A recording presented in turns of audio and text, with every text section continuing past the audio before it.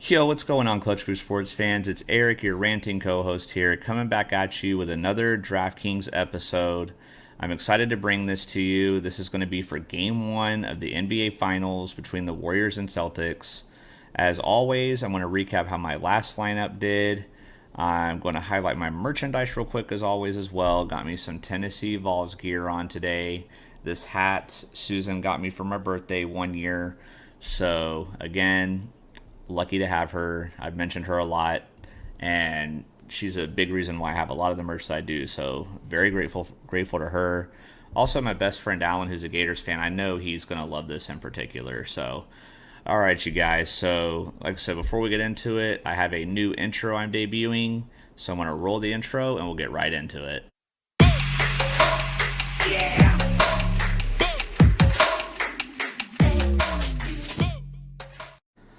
All right, guys, we are back. I hope you enjoyed that intro. I just made that the other day. I thought it looked pretty cool, so I thought I'd put it in my videos. Hope you liked that. So, as always, we're going to recap my DraftKings lineup. So, out of my three lineups that I've done on camera, this one was in the middle. I had a really good one where I finished in first. I had a really bad one where I finished in last. And unfortunately, I did not win in this one either. I did a lot better, but I did not win. I had to finish fifth or better out of 10 people to place in the money. As you can see on the left side of the screen here, I came in sixth place. I was only 3.5 points from tying fifth place and at least getting some of my money back, or then 4 points or better to place in the money. And it was actually really disappointing because this was from, if you missed the last episode, this was from Game 6 of the Eastern Conference Finals. And there was a play at the end of the game. I had Derek White, Al Horford both on my team. There was a play at the very end of the game in the last 30 seconds. Derek White was inbounding. He passed it to Al Horford at the top of the three-point line. And if Horford makes that three, I get 3.5 points for Horford making the three, and Derek White would get a 1.5 for the assist. I would have then placed fifth and been in the money. So definitely disappointing to not get that. If you play DraftKings a lot, or if you're starting out, it's definitely going to happen to you sometimes where you'll finish just outside on the money. I know Zach and Connor, when they've played with me, we've been in lineups together, and it's happened to all three of us. And sometimes it's even less than this. It'll be even a single fraction of a point, like 0.7 of a point or something that we lose by. So it's really frustrating when that happens, but nothing I can do about it. I take the L. I'll move on. But just to quickly recap, while obviously, like I said, if White gets that pass to Horford and he makes that three, I place in the money. But ultimately, what really cost me was my captain choice. Tatum had a great game, fantasy wise, but Jimmy Butler had an even better fantasy game. And so if I had just switched those two, their positions there, I would have gotten more points, which would have been more than enough. I don't know if I would have passed all these people that tied for first with 265, but I would have been comfortably ahead of this Juju King person here and been more comfortable in the money. Horford and Bam pretty much cost me as well. They did not do much at all. Bam especially had a much better Game 7 than a Game 6. I wish he would have had that performance in Game 6 instead, so I would have won. My main positive was Derek White in this game. I was the only person that picked him, and he had 43 points, which I think he was only priced at 5,400 or something like that. So he gave me a lot of value, and me being the only one that picked him, I felt pretty good about that. But again, so this is 2 losses in a row, so hopefully I can turn it around. So I'm going to go ahead and pull up DraftKings now, and you'll notice my account is getting lower. I also did a NASCAR one for the Coca-Cola 600. I did a $10 one on that and lost. So my account is dwindling down, but I've got room to turn it around here. So I mean to say this every episode, as a disclaimer, I'm not a genius at this. I'm not saying if you watch my videos you're going to win $1 million, but I just like to do this for fun, and I'm always gaming. If you have any tips or tricks or anything, you can leave me comments. I'll be happy to read them. So anyway, let me find a contest here. I'm just, as I usually do, I'm just going to find me a 50-50. I'll do a $5 one or something. These are all double ups here. Okay, here we go. We're getting into some 50-50s. Okay, there we go. All right, so I'll do this one. I will draft team. And I'm going to do my usual strategy in the Captain Showdown of looking for a really cheap player. I've been noticing what some players do is they just go down and they pick players that are $1,000, which is the absolute cheapest, even though the odds of them doing anything are slim to none, but it gives them more money to get other players. And I am tempted to do that. That's funny. There's a guy named Matt Ryan. Like, how did Matt Ryan get in here? I didn't even know there was a guy in the NBA named that. So, anyway, looking at the really cheap players, let's see. I see Gary Payton is questionable. Let's see. He's trending in the right direction and had 2 full practices, which is good. So that sounds pretty good, actually. I don't know how much he's going to play if he does, but he's only... Where do you go? He's only $1,600, so that's tempting. I've had Moses Moody in my lineups a couple times. I had him in that game where he got 17 points. He hasn't really done too much else other than that, but he has been getting playing time, which is good. So even if he just gets a few points again, like that could be good. Let's see. Don't want to spend too much time here. What about Kuminga? So he only had 2 minutes in that last game, but he had one game where he played 22 minutes, but he didn't even play in a lot of the games either. So especially with Gary Payton coming back, I think Otto Porter's coming back as well. He's probably not going to do much. Speaking of Otto Porter, let me look at him. He's questionable. It was reported he's expected to play. So they're probably just trying to maybe psych Boston out and say that he's not going to play. I don't know why you'd be doing that. It's not like it's Steph Curry or something. I don't know why they would do that. But so if for my cheaper players, let me read Gary Payton one more time. Let's see. Yeah, the fact that he got 2 full practices in makes it sound like he's going to play. So I think I'm going to pick Otto Porter. Even though they're both questionable, this is risky. I mean, by the time I upload this, if it's getting close to the start of the game time and it gets ruled out they're not going to play, I'll have to take them out. But they're providing me a lot of value here, and you can see my average remaining salary is $11,000, which is pretty good. I can do a lot of damage with that. So then I always like to do my captain next. I've been debating on this. I've been thinking in my mind who would I pick, and I feel like that Tatum has to be the guy. It's between him, Steph, and Jaylen Brown. Jaylen Brown has been playing really good lately. He's gotten over 35 fantasy points in the last 3 games. Let's see. Let me look at Steph. Yeah, he's been pretty hot as well. Obviously, I'm going to probably pick all 3 of these guys. It's just a matter of which one I pick as my captain. But I feel like Tatum is still pretty much by far Boston's best player and guaranteed to get the most fantasy points. He's scored over 50 points 4 games in a row.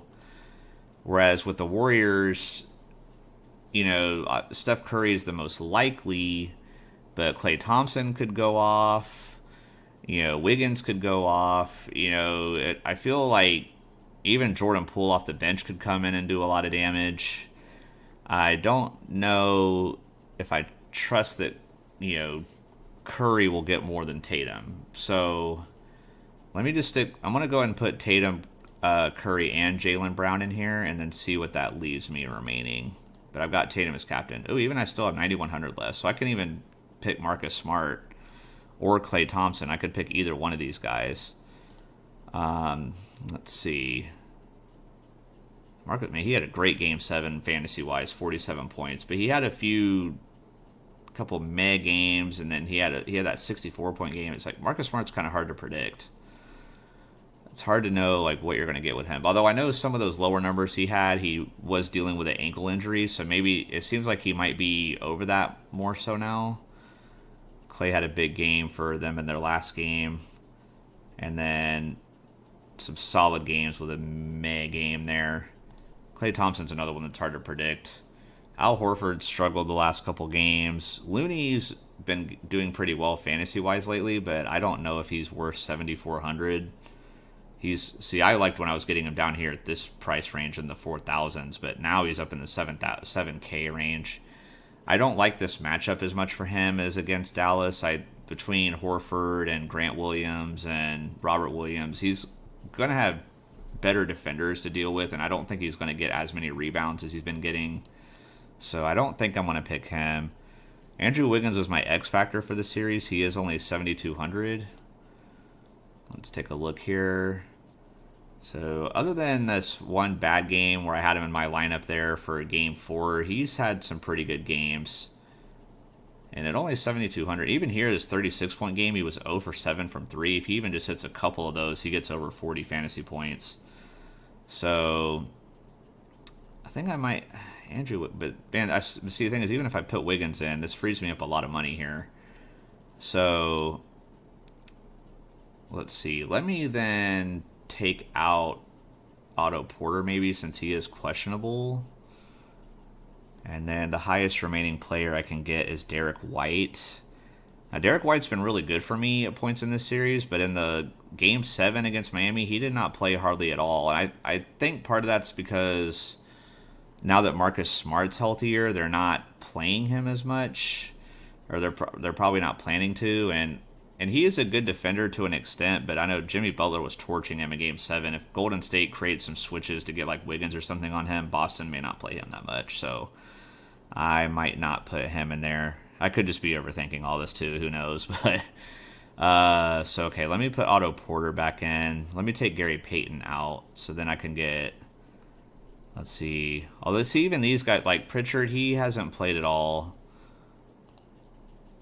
Yeah, he literally has played 2, 4, and 6 minutes in the last 3 games, which is nothing. I feel like if Gary Payton plays, he'll do better than that. So I'm having a hard time because I've got 1,900 salary remaining. I don't want to just waste that, you know? I always have the hardest time here at the very end. It's like making my final decisions on what to do. Let's see. Ah, man, I do kind of like this team, though. I mean, unless I were to go for a higher salary player instead of Wiggins, if I were to put Marcus Smart in there or something, but I just don't know, man. I don't like my options that I have here, but I feel like between Tatum, Jaylen Brown, and Steph Curry, I feel like all 3 of these guys have to be in there. I feel like there's no way around that. I feel like they're going to heavily outproduce everybody else. So let's see. If I take Wiggins out, I do have 4 Warriors players compared to 2 Celtics players. I do think Golden State's going to win Game 1, but at the same time, I do think it'll be pretty close. I don't think they're going to like blow them out or anything. If Marcus Smart plays like he's been playing pre-ankle injury, which he did in Game 7 against Miami, then he could be a pretty good pick. So, I mean, I do worry that they're going to mainly be wanting him to guard Curry and Thompson and stuff, and he might have to spend a lot of energy defensively. But if he gets some steals and, yeah, maybe some like cheap rebounds and at least get some assists and some points offensively, I think he can still do pretty well for me.